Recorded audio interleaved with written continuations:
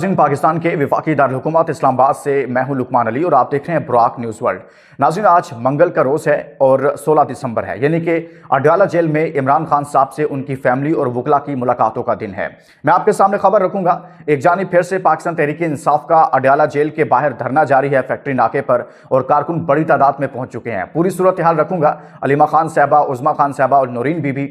और फिर सवाल यह है कि मुलाकात किसको करने की आज इजाजत दी जाएगी और कौन कौन से नाम हैं जिन पर कांटा लगा दिया गया है। बहनों में से किसको मुलाकात की इजाजत मिलेगी या फिर नहीं मिलेगी, और वकला में से जो नाम दिए गए हैं उनमें से किसको मुलाकात की इजाजत दी जाएगी, और इस नाम के अलावा यानी कि जो लिस्ट दी गई है वकला की, इसके अलावा भी किसी को मुलाकात की इजाजत मिलने के इम्कानात हैं। वो सरप्राइज हो सकता है, वो कौन है ये मैं आपके सामने रखूंगा। पूरी खबर आपको दूंगा कि किसको आज मिलने दिया जाएगा और किसके नाम पर कांटा है।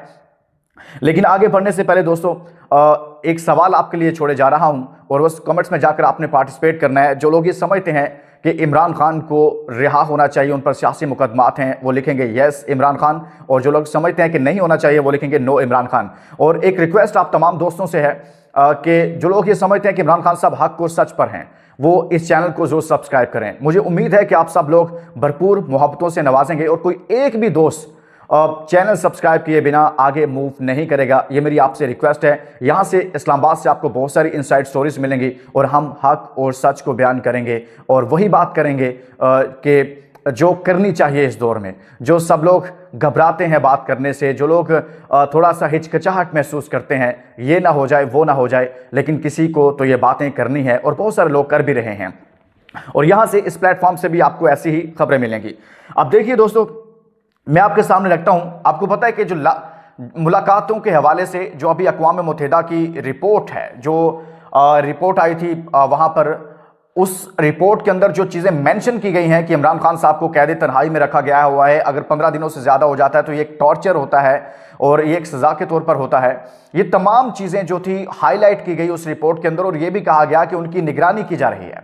इस रिपोर्ट ने हुकूमत के ऊपर एक दबाव बढ़ाया है। वो हुकूमत जो कुछ एक हफ्ते तक पहले अपने आप को रिलैक्स महसूस कर रही थी, थोड़ा सा फ्रंट लाइन पर थी, और पीटीआई कहीं ना कहीं डिफेंसिव मूड में थी, थोड़ा बैकफुट पर चली गई थी। लेकिन इस रिपोर्ट्स के बाद और फिर इंटरनेशनल मीडिया ने कुछ डॉक्यूमेंट्रीज जारी की हैं, यानी कि एक सिलसिला ऐसा शुरू हुआ है कि पाकिस्तान से इतना दबाव नहीं बढ़ा, पाकिस्तान से बाहर। इसीलिए तलाल चौधरी साहब को प्रेस कॉन्फ्रेंस भी करनी पड़ी है। और कल जो उन्होंने प्रेस कॉन्फ्रेंस की, उन्होंने कहा जी ये बाहर से बैठकर ट्रेंड्स चलाए जाते हैं, और ये जो ट्रेंड्स हैं कुछ कंपनियों को पैसे देकर ये ट्रेंड्स चलवाए जाते हैं। ये प्रेस कॉन्फ्रेंस क्यों करना पड़ी, उसकी एक बड़ी वजह ये थी, जो स्पेशली पाकिस्तान तहरीक इंसाफ के मैं उसमें बात करना चाहता हूं। बाकी दहशतगर्दी के हवाले से जो उनका मामला है मैं उसको डिस्कस नहीं करना चाहता, लेकिन इसमें क्यों जरूरत पड़ी, क्योंकि बाहर पाकिस्तान तहरीक इंसाफ ने एक नई जो चीज़ शुरू की है, वो दोबारा से इंटरनेशनल मीडिया को इंगेज करने की कोशिश कर रहे हैं। और इंटरनेशनल मीडिया इस चीज़ को देख रहा है कि इमरान खान साहब के साथ क्या हो रहा है।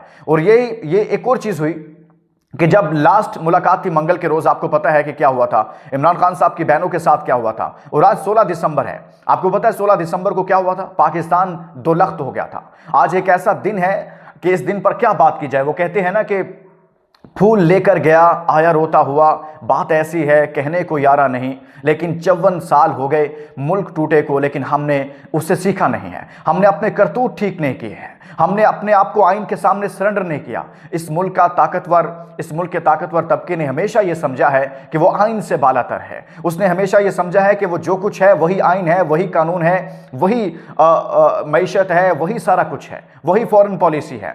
इस मरहूम आसमा जहांगीर साहबा कहा करती थी कि इस मुल्क के अंदर आइन और कानून चंद ताकतवर लोगों के मिजाज का नाम है। तो यही है इस मुल्क के अंदर। कल मुस्तफा नवाज खोखर भी यही कह रहे थे कि अगर तो आप प्रो एस्टैब्लिशमेंट हैं तो आप जो मर्जी कर लें, जैसे भी हैं, और कोई मसला नहीं होता। तो हमने 54 साल के बाद भी आज हम वहीं पर खड़े हैं, हम मैंडेट को तस्लीम नहीं करते।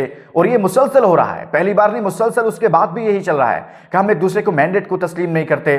हम एक दूसरे के खिलाफ कैसे सियासी बनाते हैं, सियासी क़यादत को ऐसी जगह पर ले जाते हैं कि शर्मिंदा होना पड़ता है, लेकिन हम सबक नहीं सीख रहे हैं। अब मैं आपके सामने रखता हूं दोस्तों, वो बात कहीं और निकल गई थी, क्योंकि आज अहम दिन है। और लास्ट जब मंगल के रोज़ इमरान खान साहब की बहनों पर वाटर गन इस्तेमाल की गई थी, उस दिन वाटर कैनन इस्तेमाल की गई थी, उस दिन इंसानी हुकूक का आलमी दिन था। और आज मुलाकातों का दिन है, और आज 16 दिसंबर है कि जिस दिन पाकिस्तान दो लख्त हो गया था। अल्लाह करे कि हम इन चीज़ों से सबक सीख जाएं और ये मुल्क आगे बढ़े, ये मुल्क फले फूले। अब मैं आपके सामने दोस्तों ये रखता हूँ कि इमरान खान साहब की बहनों को मुलाकात के हवाले से हुकूमत एक मरतबा फिर से रिजेक्ट कर रही है कि इमरान खान साहब की बहनों की मुलाकात नहीं करवाई जाएगी, लेकिन वकला की जो लिस्ट है उसमें से किसको मुलाकात करवाई जाएगी। नाम है गौहर अली खान और सलमान अकरम राजा साहब का नाम शामिल है, नईम पंजोता का है, और इसी तरह से फतेहुल्लाह बरकी हैं, इसी तरह से नादिया खटक हैं, शमसा कियानी हैं। ये वकला के नाम हैं, लेकिन इनमें से बैरिस्टर गौहर साहब को मुलाकात की इजाज़त मिलने के इम्कान हैं। वो जो मैंने आपसे बात की है ना, जो प्रेशर बढ़ा है, जो दबाव बढ़ा है उधर से इंटरनेशनल मीडिया इसको रिपोर्ट करना शुरू हो गया कि इमरान खान को मुसलसल कैद तन्हाई में रखा जा रहा है, मुलाकातें बंद हैं। ये 1 पॉइंट एजेंडा है, यानी कि इस पॉइंट पर यही वजह थी, मैंने आपको बताया तलाल चौधरी साहब को भी प्रेस कॉन्फ्रेंस करना पड़ी, और अब हुकूमत ये दबाव महसूस कर रही है और वो चाहती है कि बैरिस्टर अली जो इस लिस्ट में मौजूद नहीं है, बैरिस्टर अली जफर साहब, उनकी मुलाकात के भी इम्कान हैं। मैंने इससे पहले भी आपको बताया था।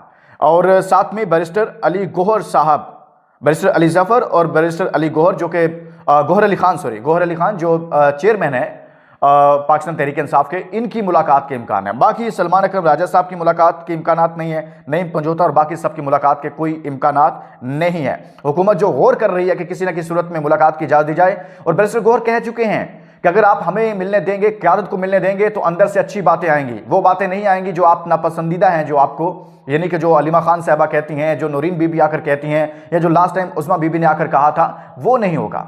कुछ ऐसी अच्छी बातें होंगी, वो कह चुके हैं। तो हुकूमत ये चाहती है कि मुलाकात करवाकर, जो इंटरनेशनल मीडिया इसको रिपोर्ट करना शुरू हो गया है कि मुलाकातों की, उनके वकला से मुलाकातों की इजाज़त नहीं दी जा रही, पार्टी रहनुमाओं को नहीं इजाज़त दी जा रही, उनके बच्चों को उनसे बात करवाने की इजाज़त नहीं है, तो कहीं ना कहीं उस नैरेटिव को कहीं ना कहीं से ब्रेक किया जा सके, उसको रोका जा सके। तो आज ये मुलाकात का भी इम्कान है। दूसरी जानिब दोस्तों, मैं एक चीज़ आपके सामने और भी रखना चाहता हूँ, और वो ये है कि फवाद चौधरी साहब ने एक बात की है। उन्होंने कहा जी मौलाना फजलुर रहमान साहब को अपोजिशन दे देनी चाहिए, उसकी क़यादत दे देनी चाहिए। 2 साल हो गए हैं, इमरान खान साहब की रिहाई के हवाले से कोई पेशरफ्त नहीं हुई। मेरे ख्याल में देखें, जब हम सियासी पॉइंट नुक्ता नज़र से बात करते हैं, तो मुस्लिम लीग नून पीपल्स पार्टी मुश्किल में थे, तो उन्होंने किसको PDM का चेयरमैन बनाया था? मौलाना फजलुर रहमान को। क्या मौलाना फजलुर रहमान साहब की जमात नून लीग से बड़ी थी? क्या पीपल्स पार्टी से बड़ी थी? लेकिन बना दिया ना, क्योंकि उनको उस वक्त ज़रूरत थी।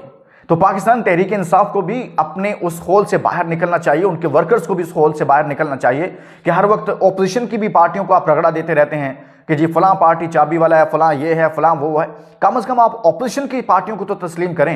हर पार्टी ने अपने एक दायराकार में रहकर काम करना होता है, और उसको रिस्पेक्ट करें और एक दूसरे को सियासी स्पेस दें। आप ओपोजिशन को भी बर्दाश्त नहीं करते, आप ओपोजिशन की पार्टियों को भी रगड़ा लगा रहे होते हैं, जबकि आपको उनके लिए स्पेस क्रिएट करनी है।